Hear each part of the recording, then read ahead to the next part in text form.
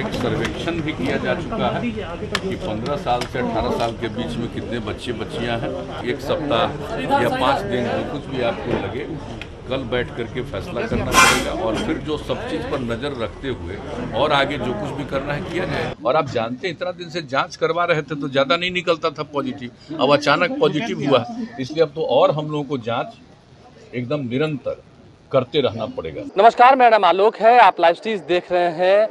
पूरे देश में अब कोरोना के केसेस जो हैं तेजी से बढ़ रहे हैं। कई राज्यों में मिनी लॉकडाउन लगा दिया गया है, कई जगह पर नाइट कर्फ्यू लगा दिया गया है। लेकिन ऐसे में अब जब बिहार में भी संक्रमित मरीजों का आंकड़ा तेजी से बढ़ रहा है, पूरे बिहार में 1000 से अधिक हो चुके हैं संक्रमित मरीज। अगर पटना की हम बात करें, बिहार की राजधानी पटना में हर दिन लगभग 125-150 संक्रमित मरीज अब पाए जा रहे हैं। कोरोना की रफ्तार काफ़ी तेजी से बढ़ रही है। ऐसे में अब बिहार में भी आज से 15 से 18 वर्ष के बच्चों को टीका लगना है। टीकाकरण की शुरुआत हो चुकी है और ऐसे में मुख्यमंत्री नीतीश कुमार पहुंचे जब पटना के IGIMS, तो क्या कुछ कहा बिहार में जो कोरोना फैल रहा है, कई चिकित्सक भी अब कोरोना की चपेट में आ रहे हैं, तो ऐसे में कैसे इलाज हो पाएगा, इन तमाम चीज़ों को लेकर एक बड़ी बैठक होनी है। नीतीश कुमार क्या कुछ कह रहे हैं बिहार के मुख्यमंत्री, जरा सुनिए। और यही IGIMS में इसकी शुरुआत हो रही है सब तरह से। और एक सर्वेक्षण भी किया जा चुका है कि 15 साल से 18 साल के बीच में कितने बच्चे बच्चियां हैं। उन सब चीज़ों को लेकर के ये बहुत तेज़ी से हम लोगों के यहाँ ये काम किया जाएगा। अब ये तय हो गया है। और आप तो जानते हैं कि हम लोगों का शुरू से ही 60 साल से अधिक उम्र वाले का 45 से 60 के बीच में 18 से 45 उनका भी टीकाकरण बड़े पैमाने पर किया गया है। और आप तो जानते हैं 10 करोड़ से भी ज़्यादा हम लोग के यहाँ पूरा टीकाकरण हो गया है और उसके लिए भी पूरी सक्रियता है, एक एक चीज़। और हम लोगों का ये लक्ष्य है कि हम लोग सबको प्रेरित करना है, सब लोगों का टीकाकरण हो जाए ताकि उनकी सुरक्षा हो सके, वो सुरक्षित रह सके। अब तीसरा दौर शुरू हुआ है, आप जान रहे हैं कि रोज़ बढ़ने लगा है दुनिया भर में, अपने देश में भी और अपने राज्य में भी बढ़ना शुरू हुआ है।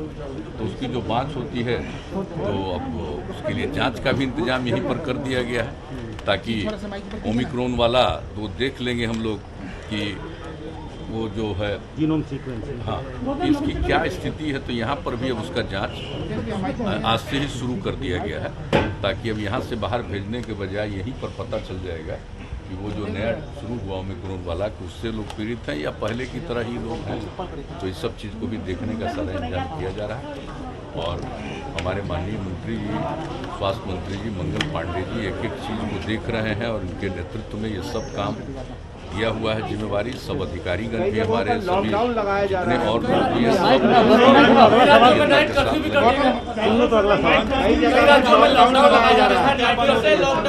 इसके बारे में अभी जो हम लोगों का निर्णय है वो 5 तारीख तक पहले से, तो इसके बारे में कल बैठक होगी शाम में। और हमने कल ही लोगों को कह दिया है कि आप सब जगह की समीक्षा करिए आज और कल इसके बारे में बैठक करके आगे क्या क्या हम लोगों को करना है उसका निर्णय लिया। नई पाबंदियां लगानी तो कल ही जो भी करना है कल निर्णय होगा इसके बारे में। ऑनलाइन क्लास के बारे में क्या विचार होगा? अब आगे तो हमने कह दिया है कि भाई आप 7 दिन के लिए अगला, क्योंकि रोज बढ़ रहा है ना, तब एक बार अगर 7 दिन के लिए करिएगा, ज़्यादा लंबा समय करे तो अभी नहीं कर सकते हैं, बहुत तेज़ी से आगे बढ़ जाएगा तो बहुत जल्दी और कुछ करना पड़ेगा।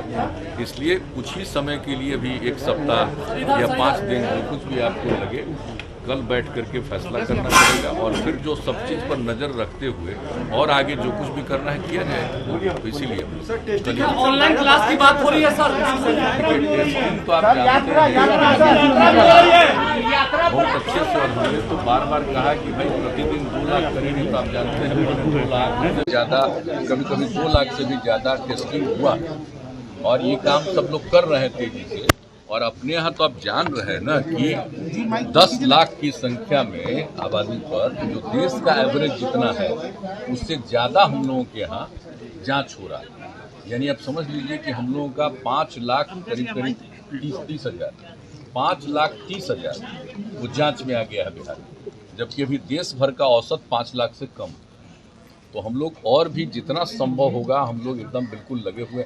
और आप जानते हैं इतना दिन से जांच करवा रहे थे तो ज़्यादा नहीं निकलता था पॉजिटिव, अब अचानक पॉजिटिव हुआ, इसलिए अब तो और हम लोगों को जांच एकदम निरंतर करते रहना पड़ेगा, तभी तो कुछ बचाव होगा।